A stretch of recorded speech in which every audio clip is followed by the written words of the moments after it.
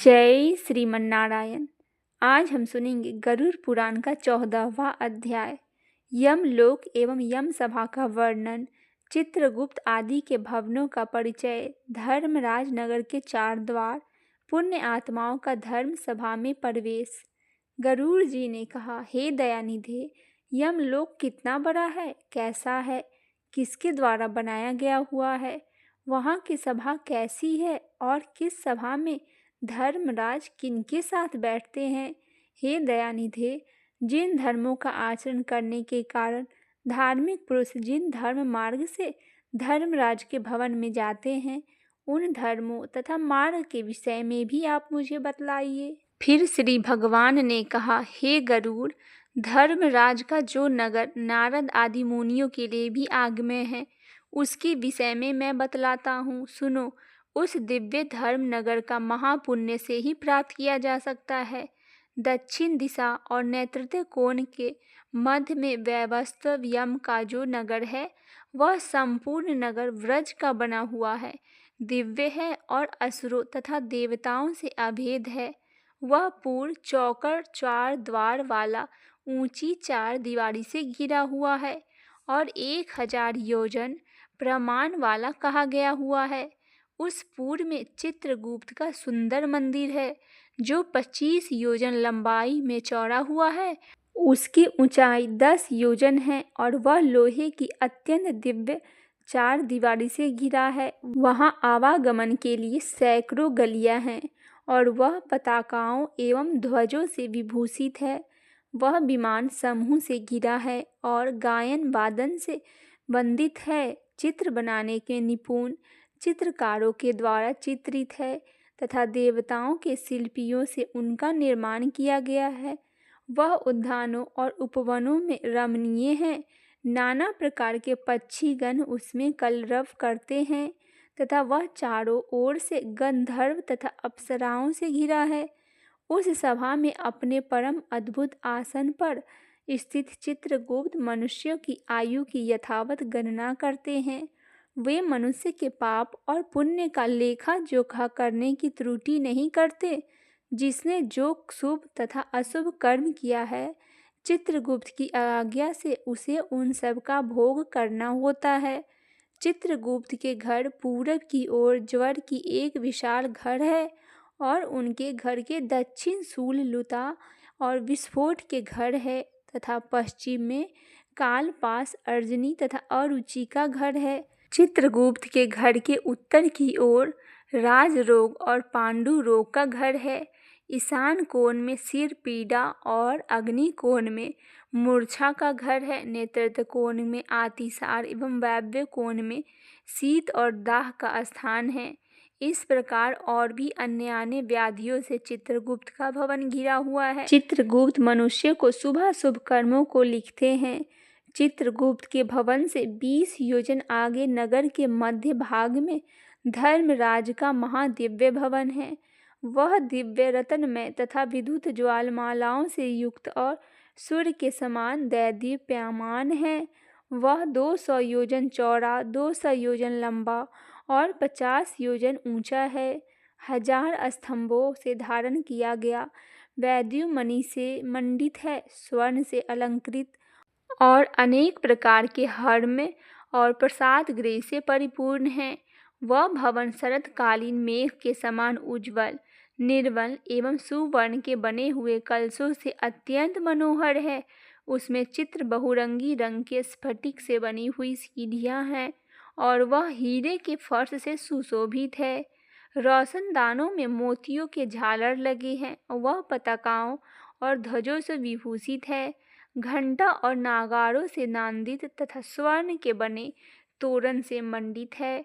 वह अनेक आश्चर्यों से परिपूर्ण और स्वर्ण निर्मित सैकड़ों किवाड़ों से युक्त है तथा कंटकारहित नाना वृक्ष लताओं एवं गुल्मों अर्थात झाड़ियों से सुशोभित है। इसी प्रकार अन्य भूषणों से भी भवन सदा भूषित रहता है। विश्वकर्मा ने अपने आत्मयोग के प्रभाव से उसका निर्माण किया है। उस धर्मराज के भवन में 100 योजन लंबी चौड़ी दिव्य सभा है, जो सूर्य के समान प्रकाशित, चारों ओर से दैदीप्यमान तथा इच्छा अनुसार स्वरूप धारण करने वाली है। वहाँ न अधिक ठंड है न अधिक गर्मी है। वह मन को अत्यंत हर्षित करने वाली है। उसमें रहने वाले किसी को न कोई शोक होता है और न वृद्धावस्था सताती है, न भूख प्यास लगती है और न किसी के साथ अप्रिय घटना ही घटती है। देवलोक और मनुष्य लोक में जितने काम काम में विषय अभिलाषाएं हैं वे सभी वहाँ उपलब्ध है। वहाँ सभी तरह के रसों से परिपूर्ण भक्ष्य और भोज्य सामग्रियों चारों ओर प्रचुर मात्रा में है। वहाँ सरस शीतल तथा उष्ण जल भी उपलब्ध है। उसमें पुण्यमय शताब्दी विषय भी उपलब्ध है और नित्य मनोवांछित फल प्रदान करने वाले कल्प वृक्ष भी वहाँ है। हे तार्क्ष, वह सभा बाध हरित, रमणीय और कामनाओं को पूर्ण करने वाली है। विश्वकर्मा ने दीर्घ काल तक तपस्या करके उसका निर्माण किया है। उसमें कठोर तपस्या करने वाले सुव्रती, सत्यवादी, शांत, सन्यासी, सिद्ध एवं पवित्र कर्म करके शुद्ध हुए पुरुष जाते हैं। उन सभी का देह तेजोमय होता है। वे आभूषणों से अलंकृत तथा निर्मल वस्त्रों से युक्त होते हैं तथा अपने किए हुए पुण्य कर्मों के कारण वहाँ विभूषित होकर विराजमान रहते हैं। 10 योजन विस्तीर्ण और सभी प्रकार के रत्नों से सुशोभित उस सभा में अनुपम एवं उत्तम आसन और धर्मराज विद्यमान रहते हैं। वे सत्पुरुषों में श्रेष्ठ हैं। उनके मस्तक पर छत्र सुशोभित है। कानों में कुंडलों से अलंकृत वे श्रीमान महामुकुट से सुशोभित है। वे सभी प्रकार के अलंकारों से समान्वित तथा नीलमेघ के समान कांति वाले हैं। हाथ में चवर धारण करके अप्सराएं उन्हें पंखा झुलाती है। गंधर्व को समूह तथा अप्सराओं का संग गायन, वादन और नृत्य द्वारा सभी ओर से उनकी सेवा करते हैं। हाथ में पासा लिए हुए मृत्यु और बलवान काल तथा विचित्र आकृति वाले चित्रगुप्त एवं कृतांत के द्वारा वे सेवित है।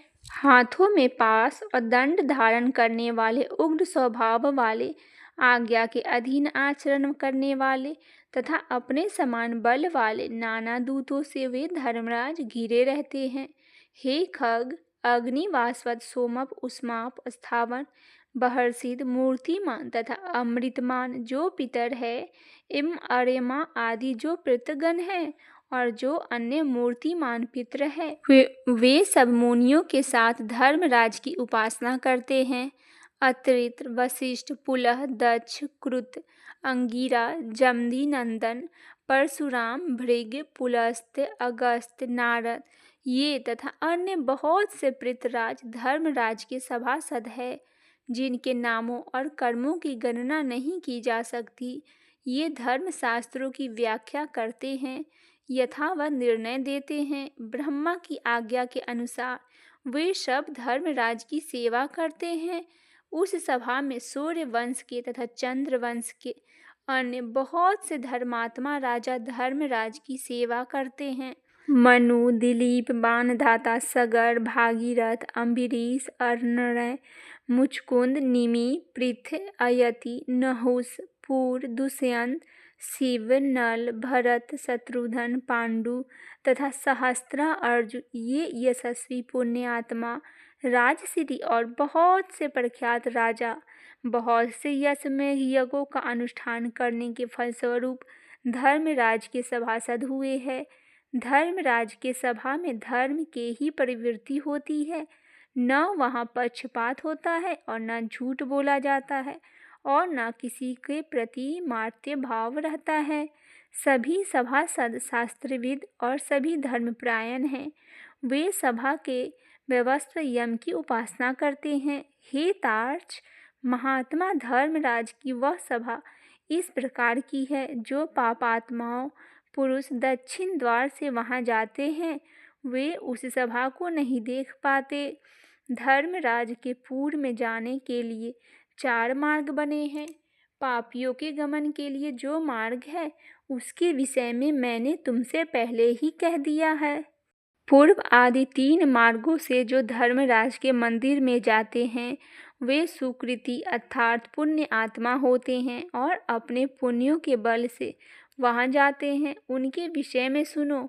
उन मार्ग में जो पहला पूर्व मार्ग में है वह सभी प्रकार की सामग्रियों से समान्वित है और परिजात वृक्ष की छाया से आच्छादित तथा रत्न मंडित है। वह मार्ग विमानों के समूह से सकीर्ण और हंसों से पंक्तियों से सुशोभित है, विदुर्म के उद्यानों से व्याप्त है और अमृतमय जल से युक्त है। उन मार्ग में जो पहला पूर्व मार्ग है वह सभी प्रकार की सामग्रियों से समान्वित है और परिजात वृक्ष की छाया से आच्छादित तथा रत्न मंडित है। वह मार्ग विमानों के समूह से सकीर्ण और हंसों की पंक्ति से सुशोभित है, विदुर्म के उद्यानों से व्याप्त और अमृतमय जल से युक्त है। उस मार्ग से पुण्य आत्मा महर्षि और अमलारत्ना, राजश्री, अप्सरागण, गंधर्व, विद्याधर, वासुकी आदि महान नग जाते हैं। अन्य बहुत से देवताओं की आराधना करने वाले, शिव भक्ति निष्ठ, ग्रीष्म ऋतु में प्याऊ का दान करने वाले, माघ में आग सेकने के लिए लकड़ी देने वाले, वर्षा ऋतु में भी रक्त संतों को दान मुनि आदि प्रदान करने वाले, उन्हें विश्राम कराने वाले, दुखी मनुष्य को अमृतमय वचनों से आश्वस्त करने वाले और आश्रय देने वाले, सत्य धर्म में रहने वाले, क्रोध और लोभ से रहित, माता पिता से भक्ति रखने वाले, गुरु की शुभ्रता से लगे रहने वाले, भूमि दान देने वाले, गृह दान देने वाले, गौदान दान देने वाले, विद्या प्रदान करने वाले, पुराण से वक्ता, श्रोता और पुराणों का पारायण करने वाले, ये सभी तथा अन्य पुण्य आत्माओं को पूर्व द्वार से धर्मराज के नगर में प्रवेश करते हैं। वे सब सुशील और शुद्ध बुद्धि वाले धर्मराज की सभा में जाते हैं। धर्मराज के नगर में जाने के लिए दूसरा उत्तम मार्ग है जो सैकड़ों विशाल रथों से तथा शिव की आदि अनर यानों से परिपूर्ण है। वह हरिश्चंद्र के वृक्षों से सुशोभित है। उस मार्ग में हंस और सार से व्याप्त चक्रवाक से सुशोभित तथा अमृत तुल्य जल से परिपूर्ण एक मनोरम सरोवर है। इस मार्ग से वैदिक अभ्यागतों की पूजा करने वाला, दुर्गा और सूर्य के भक्त, पूर्व और तीर्थ स्नान करने वाले, धर्म संग्राम में अथवा अनशन करने वाले, मृत्यु को प्राप्त करने वाले, वाराणसी में गौशाला में अथवा तीर्थ जल में विधिवत प्राण त्याग करने वाले, ब्राह्मणों अथवा अपने स्वामी के कार्य से तथा तीर्थ क्षेत्र में मरने वाले और देव प्रतिमा आदि के विध्वंस होने से बचाने के प्रयास में प्राण त्याग करने वाले हैं और योगा अभ्यास से प्राण त्याग करने वाले हैं, सत पात्रों की पूजा करने वाले हैं तथा नित्य महादान देने वाले हैं। वे व्यक्ति उत्तर द्वार से धर्म सभा में जाते हैं। तीसरा पश्चिम का मार्ग है जो रतन जटित भवनों से सुशोभित है। वह अमृतसर से सदा परिपूर्ण रहने वाला बावलियों से विराजित है। वह मार्ग एरावत कुल में उत्पन्न मदोन्मत्त हाथियों से तथा उच्च श्रवा से उत्पन्न अश्वरत्नों से भरा है। इस मार्ग से आत्मवेता, सत्य शास्त्रों के परिचांतक, भगवान विष्णु के अनन्य भक्त, गायत्री मंत्र का जाप करने वाले, दूसरों की हिंसा, दूसरों के द्रव्य एवं दूसरों की निंदा से पारुडमुख रहने वाले, अपनी पत्नी से संतुष्ट रहने वाले, संत, अग्निहोत्री, वेद पाठी ब्राह्मण गमन करते हैं। ब्रह्मचर्य व्रत का पालन करने वाले, वनप्रस्थ आश्रम के नियमों का पालन करने वाले, तपस्वी, संन्यास धर्म का पालन करने वाले तथा श्री चरण सन्यासी एवं मिट्टी के ढेले, पत्थर और सुवर्ण को समान समझने वाले, ज्ञान एवं वैराग्य से संपन्न, सभी प्राणियों के हित साधन में निरंतर शिव और विष्णु का व्रत करने वाले, सभी कर्मों को ब्रह्म को संप्रदित करने वाले, देव ऋण, पितृ ऋण एवं ऋषि ऋण, इन तीनों ऋणों से विमुक्त, सदा पद यज्ञ से निरंतर रहने वाले, पितरों को श्राद्ध देने वाले, समय और संध्या उपासना करने वाले, नीच की संगति से अलग रहने वाले, सत्पुरुषों की संगति में निष्ठा रखने वाले, ये सभी जीव अप्सराओं के समूह से युक्त श्रेष्ठ विमान में बैठकर अमृत पान करते हुए धर्मराज के भवन में जाते हैं और उस भवन के पश्चिम द्वार से प्रविष्ट होकर धर्म सभा में पहुंचते हैं। उन्हें आया हुआ देखकर धर्मराज बार बार स्वागत संभाषण करते हैं, उन्हें उठकर अभ्युदान देते हैं और उनके सम्मुख जाते हैं। उस समय धर्मराज भगवान विष्णु के समान चतुर्भुज रूप और शंख चक्र गदा खड्ग धारण करके पुण्य करने वाले जीवों के साथ स्नेहपूर्वक मित्रवत आचरण करते हैं, उन्हें बैठने के लिए सिंहासन देते हैं, नमस्कार करते हैं और पाद अर्घ आदि प्रदान करके चंदन आदि पूजा सामग्रियों से उनका पूजा करते हैं। यम अर्थात धर्मराज कहते हैं, हे सभासदों, इस ज्ञानी को परम आदर पूर्वक नमस्कार कीजिए। यह हमारे मंडल को भेदन करने के लिए ब्रह्मलोक में जाएंगे। हे बुद्धिमानों में श्रेष्ठ और नरक की यातना से भयभीत रहने वाले पुण्य आत्माओं, आप लोग ने अपने पुण्य कर्म अनुष्ठान से सुख प्रदान करने वाला देव तत्व प्राप्त कर लिया है। दुर्लभ मनुष्य योनि प्राप्त करने के लिए नित्य वस्तु धर्म का साधन नहीं करता, वह घोर नरक में गिरता है। उससे बैठकर अचेतन अज्ञानी और कौन है? अस्थिर शरीर से और अस्थिर धन आदि से कोई एक बुद्धिमान मनुष्य स्थिर धर्म का संचयन करता है। इसीलिए सभी प्रकार के प्रयत्नों को करके धर्म का संचय करना चाहिए। आप लोग सभी भागों से परिपूर्ण पूर्ण आत्माओं के स्थान स्वर्ग में जाएंगे। ऐसा धर्मराज का वचन सुनकर उन्हें और उनकी सभा को प्रणाम करके वे देवताओं के द्वारा पूजित और मुनीश्वरों द्वारा स्तुति होकर विमान समूह से परम पद को जाते हैं और कुछ परम आदर के साथ धर्मराज की सभा में ही रह जाते हैं और वहाँ एक कल्प पर्यटन रहकर मनुष्यों के लिए दुर्लभ भोगों का उपभोग करके पुण्य आत्मा पुरुषों को शेष पुण्यों के अनुसार पुण्य दर्शन वाले मनुष्य योनि में जन्म लेते हैं। इस लोक में वह महान धन संपन्न सर्वगो तथा सभी शास्त्रों के परंपरागत होते हैं और पुनः आत्मचिंतन के द्वारा परम गति को प्राप्त करते हैं। हे गरुड़, तुमने यमलोक के विषय में पूछा था, वह सब मैंने बता दिया। इसको भक्ति पूर्वक सुनने वाला व्यक्ति भी धर्मराज की सभा में जाता है। इस प्रकार गरुड़ पुराण के अंतर्गत सारोद्वार में धर्मराज निरूपण नामक 14वां अध्याय पूरा हुआ। अगर अभी तक आपने गरुड़ पुराण का पिछला अध्याय नहीं सुना है तो चैनल पे जाके गरुड़ पुराण के सभी अध्याय को आप अवश्य ही सुने। जय श्रीमन नारायण।